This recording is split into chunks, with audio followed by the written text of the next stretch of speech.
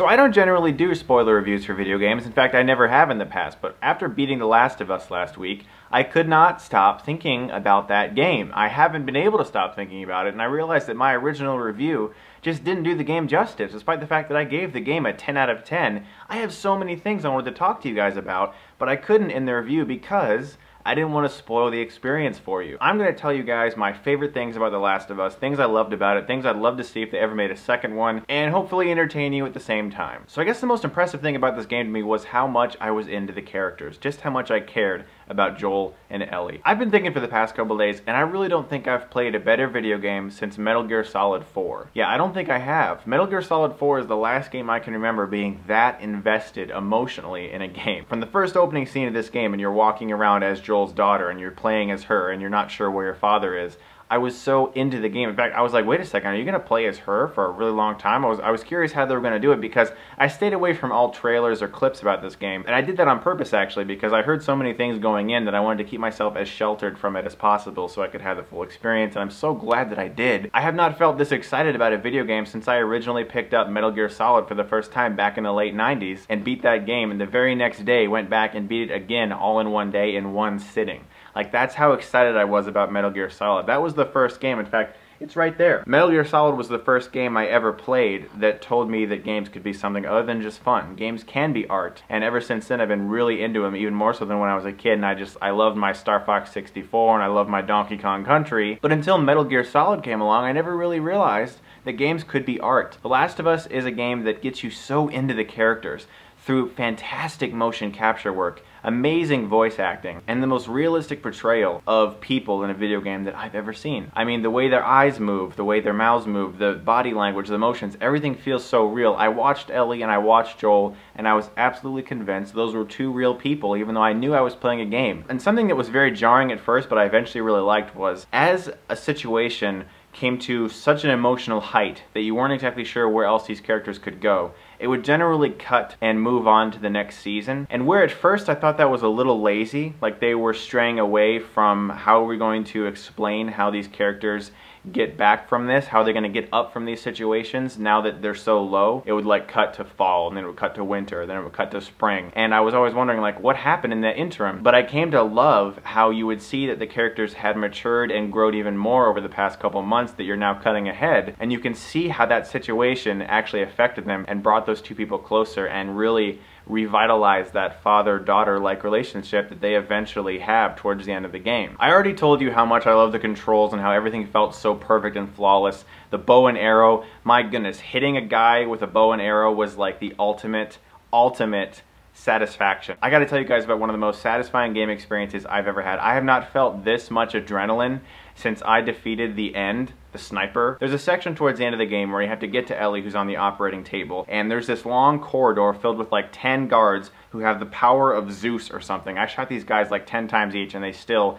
did not go down in the head. I don't know what they were doing. They were like all hyped up on something. These Firefly people were insane. They were so strong. You could not even see my health. It was like a little hairline red health. I was just about to die. I had like no bullets left. All I had was like 2 arrows. And there was one guard left, and I had used each remaining bullet, and I shot this guy probably like 5 times, and he was still crouching there behind this little corridor waiting for me. And I just sat there for like 5 minutes just watching how he moved and everything, because the AI in this game is fantastic. They're very unpredictable. And finally I stood up, stretched my bow out as fast as I possibly could. He immediately sees me, comes up with his rifle, fires 1 shot, I fire 1 bow, the bullet goes by my head, my bow hits him, I dropped the controller and I was like, yes, yes! I was like, oh my god, because that was a really hard section where there was like no checkpoint. You had to defeat like every single guy in that section to be able to get past it. You couldn't like defeat like 8 out of 10 of them and then hope that maybe if you got killed you could restart where you were. No. And that's one of the things I loved about this game, because while that gameplay was extremely exciting, and while the aspect of the game where you have the controls and the crouching and all that worked so well, the reason I loved it so much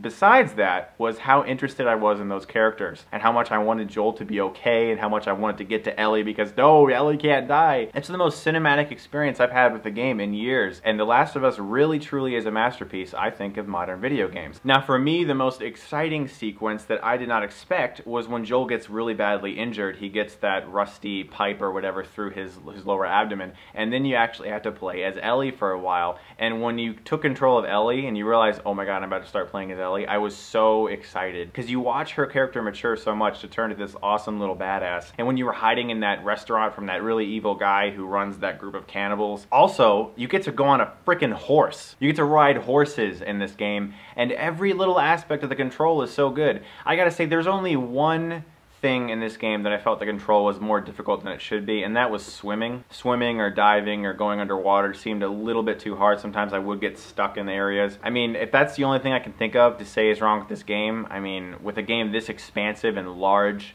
that's pretty impressive. As the game drew to a finale and you got so close to these characters, I was thinking, please, just don't die. I honestly, that's how it is with me. See, some movies where a character dies that's a main character and it feels very tragic and it works for the movie and you're like, okay, I understand that. I cared about these characters in this game so much. I took Ellie hunting for deer. You know, I watched Joel learn how to care about a young girl again. I felt so connected to these fictional characters that I wanted them to survive so much. And I think the creators knew that you were going to feel that towards the end of the game, because when Ellie is on the operating table and you have to run through these hallways as fast as possible, I swear, I think I got shot and killed so many times because I was just running out in front of all these guards like, here I am, because I was like, no, Ellie, don't die. And I was running through the hallways and I was like, I probably should avoid some of these guards. She's not going to die. I can crouch and wait. There wasn't like a time or anything. Ellie will die in 5 minutes. That would have been really stupid. And I got a few questions on Facebook and Twitter, like, what did I think of the ending? Did I think it worked? I think it was fantastic, because it was perfect for each one of these characters. You find out that Ellie, the only way to get the cure from her is to kill her, because this cure, it's attached to her brain, whatnot, to extract the needed stuff to create a vaccine for this plague would kill Ellie. Joel can't have that. So he rescues her. She's unconscious when she wakes up. Joel tells her they found the fireflies while she was unconscious. There was a whole bunch of other people who had similar things just like her. They were all immune just like her, and nothing happened. They couldn't get a cure out of it. It just wasn't going to work, so now they're on their way to do whatever. They're going to try to live and survive. She eventually asks him, hey, is everything you told me true? And he says, I swear it's true. And she goes, okay. And then it ends. I thought that was perfect. I absolutely thought that was perfect, because you truly saw the pain that Joel had with no one. He was able to feel like he had a daughter again, and he just couldn't give that up. There was no way he could give that up. He is willing to live in a world infested with diseased maniacs as long as he can have this girl with him. And I find that so poetic, and it's just beautiful. And I truly hope that we get a second game. This is the most attached I've felt to game characters since the Metal Gear Solid games. I love The Last of Us. As I said in my original review, I'm going to give it a 10 out of 10. It's a masterpiece of gaming in my opinion, and I truly hope you guys check it out sometime if you get a chance. I can't recommend it more. Never skip the cutscenes. Don't do that. You'll miss so much about this game. Everything about the game was so well crafted. The music was so subtle and low key, but when it needed to be, like when you were carrying Ellie through the hallways, she was unconscious and there were guards everywhere and you were actually just literally walking out right in front of them and they were shooting at you and you just had to keep going and going, and the music was like